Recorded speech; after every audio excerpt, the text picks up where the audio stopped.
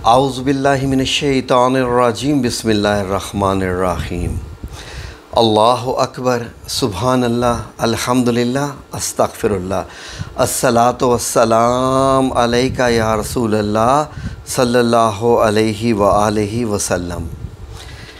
नाज़रीन, पाकिस्तान में 7वीं बड़ी बीमारी, बाज़ हल्के तो इसको तीसरी बड़ी बीमारी भी कहते हैं, वो गुर्दों की है। नाज़रीन, इस वक्त पाकिस्तान में यानी हर तीसरा या हर 7वां बंदा किसी न किसी शक्ल में जो है वो गुर्दे की बीमारी में मुब्तला है, बहुत हद तक फैली हुई है।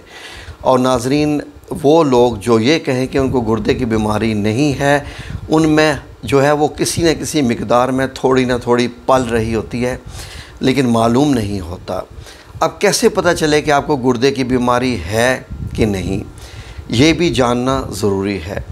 नाज़रीन, ये मालूमात तमाम उन अफराद के लिए बेसिकली हैं जिनकी उम्रें 30 साल या 40 साल से ऊपर हैं। वैसे अब तो उम्रों का भी मामला नहीं रहा, क्योंकि आजकल की हमारी ग़िज़ाएँ ऐसी हैं जो कि नौजवान नस्ल ज़्यादा खा रही है और गुर्दे की बीमारी का बायस बन रहे हैं। ये तमाम की तमाम जो तफासील हैं ये आगे वीडियो में आपके लिए बताई जाएंगी। नाज़रीन, अब गुर्दा होता क्या है, इसका काम क्या है। नाज़रीन, आप इतना तो जानते होंगे कि वाटर फिल्ट्रेशन प्लांट क्या चीज़ है।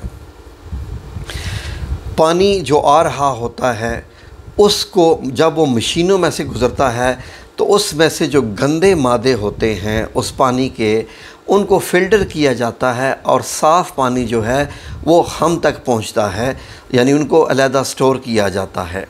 और जो गंदे मादे होते हैं वो फ़िल्ट्रेशन प्लांट के मेम्ब्रेन्स वगैरह में जमा हो जाते हैं और वो निकाल लिए जाते हैं। गुर्दों का क्या काम होता है नाज़रीन, कि हमारी ब्लड स्ट्रीम में, जो हमारी रगों में जो हमारा खून चल रहा होता है, उस खून में जो ऐसे मादे होते हैं जिनकी ज़रूरत जिस्म में नहीं होती, जो गंदे मादे होते हैं, जिस्म के लिए नुकसानदेह होते हैं, गुर्दे उनकी फ़िल्ट्रेशन करते हैं और उनको साफ़ करके खून जो होता है बाकी रगों में चला जाता है और जो गंदे मादे होते हैं वो पेशाब के ज़रिए बाहर निकाल दिए जाते हैं। अब ये आपको इतना तो समझ आ गया कि गुर्दे का काम किस कदर ख़ास है। पिछले दिनों मैंने यूरिक एसिड की जो वीडियो लगाई थी और मैंने आपसे कहा था कि यूरिक एसिड की बीमारी को आप मामूली मत लीजिए, इसमें भी जो कारकर्दगी है गुर्दे की उसी पर ही सवाल उठता है कि यूरिक एसिड आखिरकार क्यों जिस्म में बन गया। इसका मतलब तो यही हुआ कि गुर्दों ने अपना काम ठीक तरीके से नहीं किया।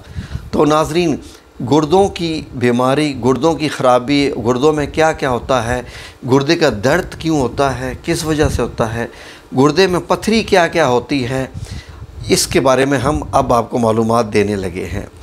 नाज़रीन, बस इतना जहन में रखिए कि गुर्दे के अंदर जो ऐसे फाजिल मादे होते हैं जो कि यूरेट्स भी हो सकते हैं, कैल्शियम्स भी हो सकते हैं, इस किस्म के जो मादे होते हैं वो जब जमा होना शुरू होते हैं तो वो पत्थर की शक्ल इख्तियार करते जाते हैं। वो एक रेत के ज़र्रे से लेके एक आम बड़े यानी एक बड़े साइज़ के भी हो सकते हैं।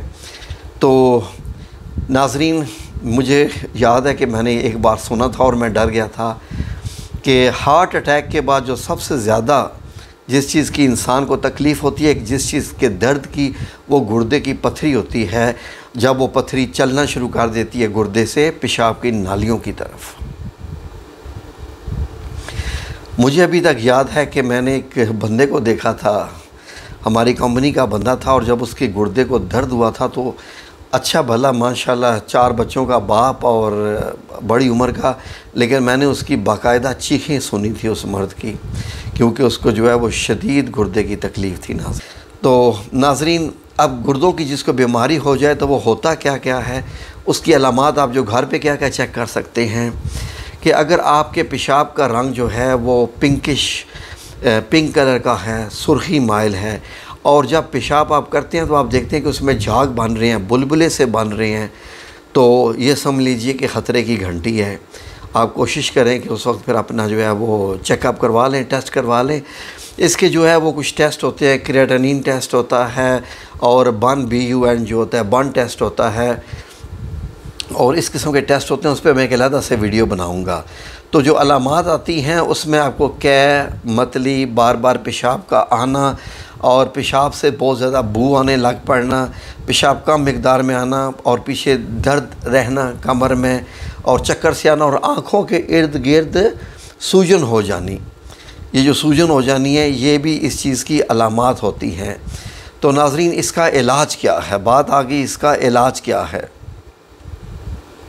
इसका इलाज मैं बताता हूँ नाज़रीन कि आपको क्या करना है कि अगर आपके गुर्दे में दर्द या पथरी का कुछ इस तरीके से वाक़या है तो आपने निहार मुँह नीम गर्म पानी में 1 चम्मच शहद मिला के पीनी है।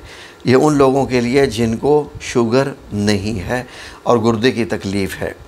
एक नीम गर्म पानी में 1 चम्मच शहद मिला के रोज़ाना सुबह पीना है। और अगर आपको तकलीफ़ ज़्यादा है, कम नहीं है, तो आपने क्या करना है कि रोज़ाना सुबह निहार मुँह 2 या 3 जो है वो 2 या 3 खानी है। 3 किसको कहते हैं? व तीनी व जैतूनी व तूरी सीनीन, 3 इंजीर को कहते हैं अरबी में। तो 2 या 3 इंजीर खानी है। इंजीर में भी शुगर होती है, मिठास होती है। तो जो ऐसे पेशेंट्स जिनको ऑलरेडी डायबिटिक हैं, शुगर के पेशेंट हैं, वो ऐसा करें, भिगो के रख दें इंजीर को। रात को 2 या 3 इंजीरों को भिगो के रख दें, सुबह उठ के वो इंजीरें खा लें और उसका पानी फेंक दें। पानी नहीं पीना, इंजीर आपने खानी है। नाज़रीन अब वो ऐसे लोग जिनकी गुर्दों की सफाई हो रही है, हाँ जी, अल्लाह ना करे कि ये स्टेज किसी तक पहुँचे जिसको डायलिसिस कहते हैं, क्योंकि वो फिर मशीनों के ज़रिए खून की सफाई होती है और बड़ा सख्त अमल है। नाज़रीन वो लोग क्या करें? नाज़रीन वो लोग ऐसा करें कि 1 इंजीर जो है वो रोज़ाना खानी शुरू कर दें। वो जो निहार मुँह नीम गर्म पानी है उससे हट के वो 1, अगर ज़्यादा है 2 या 3 इंजीर जो है वो रोज़ाना की बुनियाद पे खाना शुरू कर दे। इंजीर आपके गुर्दों को रिपेयर करेगी। उसके साथ आपने कुछ रूहानी अस्कार भी करने हैं, वो आपने रोज़ाना नोट करने हैं। और भी इलाज इसका क्या है कि इस वक्त मौसम चला गया है, एक और इलाज है खरबूज़ा, जिसको हम पंजाबी में जो है वो खखड़ी भी कहते हैं, खरबूज़ा। अब खरबूज़ा आपने खाना है ज़्यादा से ज़्यादा। यकीन करें नाज़रीन कि ये रमज़ान गुज़रा है और हम जो है, मैंने पूरे घर वालों से कहा, बच्चों से भी, कि खरबूज़े माशाल्लाह बड़े सस्ते हुए थे। तो मैंने बहुत ज़्यादा मैं लेके आता था और सबसे कहता था ज़्यादा से ज़्यादा खरबूज़ा खाएँ, क्योंकि ये क्या है कि ये बनने ही नहीं देता। किसी भी किस्म की जो गुर्दे की पथरी होती है उसको ये निकाल फेंकता है खरबूज़ा। और अगर आपको पथरी हो गई है, आप खरबूज़े इस वक्त तो शायद नहीं है, तो खैर एनीवे गर्मियों का मौसम दोबारा भी आएगा। अगर जहाँ ये जा रही है वीडियो वहाँ अगर मिडल ईस्ट में आप लोग रहते हैं तो शम्माम कहते हैं अरबी में, खरबूज़े को शम्माम के नाम से जाना जाता है। तो वो लीजिए, खरबूज़ा खाएं। उसके बाद जो उसका छिलका होता है उसको फेंकना नहीं है आपने।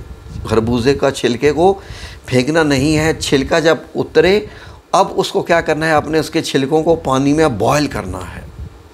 पानी को बॉयल करना है। अब वो जो पानी है बॉयल शुदा, वो आपने पीना है। ये एक बड़ी ख़ास इसका इलाज है, इसको इग्नोर मत कीजिएगा। कोई मुश्किल चीज़ नहीं है। खरबूजे को धो लें, उसको बाहर से अच्छे तरीके से छिलके को बॉयल करके, खरबूजा पहले खाना है, फिर उसके छिलके को बॉयल करके वो पीना है। एक और आपने काम करना है। आजकल पाकिस्तान में भी मौसम है, अरबी में जो है वो, उर्दू में भुट्टा कहते हैं और पंजाबी में छलियाँ कहते हैं, इंग्लिश में कॉर्न कहते हैं। क्या करना है कि आपने वो भुनी हुई छली नहीं लेनी, आपने ले के आनी है घर छलियाँ। और क्या करना है, ख़ुद उसके जब पत्ते उतारने हैं तो उसमें से छली के बाल निकलते हैं। छली के बाल जो हेयर्स होते हैं पतले पतले से, वो बाल सारे इकट्ठा करके आपने उनको धो के, क्योंकि नीचे से शायद हो सकता है कि वैसे तो धोने की ज़रूरत नहीं होती है, उनको बॉयल करना है अच्छे तरीके से। तो बॉयल करने के बाद जब 1 गिलास पानी उसमें से रह जाए तो आपने क्या करना है, बालों को फेंक के वो पानी आपने पीना है। ये कम से कम आप 5 से 10 दिन कर लीजिए। और फिर मेरे इधर चैनल पे आपने कमेंट्स करके बताना है कि अब आपकी कंडीशन कैसी है। इन तमाम चीज़ों के नुकसान नहीं और फ़ायदे बेइंतहा हैं नाज़रीन। ये चीज़ें आपको कोई नहीं बताएगा, इतना जहन में रख लीजिए। यहाँ बताने का मकसद ये है कि फ़ी सबीलिल्लाह आपको घर बैठे ये इलाज हो जाए और अल्लाह करे कि आप लोग बिल्कुल ठीक हो जाएं। और आपने दुआओं में याद रखना है, दुआ क्या करनी है, दुआ ये करनी है कि या अल्लाह इस बंदे ने हमें ये ज़िक्र बताया है, तू इससे राज़ी हो जा। इंसान की कायनात में, दुनिया में मरने से पहले जो सबसे बड़ी कामयाबी होती है वो अल्लाह का राज़ी हो जाना होता है, और अल्लाह ऐसे राज़ी नहीं होता। बड़ा कुछ करना पड़ता है तब जाके अल्लाह राज़ी होता है। तो हो सकता है कि आपकी दुआओं से अल्लाह राज़ी हो जाए मुझसे। तो ये सारे इलाज थे। और इसके अज़कार क्या है, आपने जो ज़िक्र करने हैं वो आपको मालूम है कि रूहानी मौलम जो हैं वो ज़्यादा यही ज़िक्र देते हैं।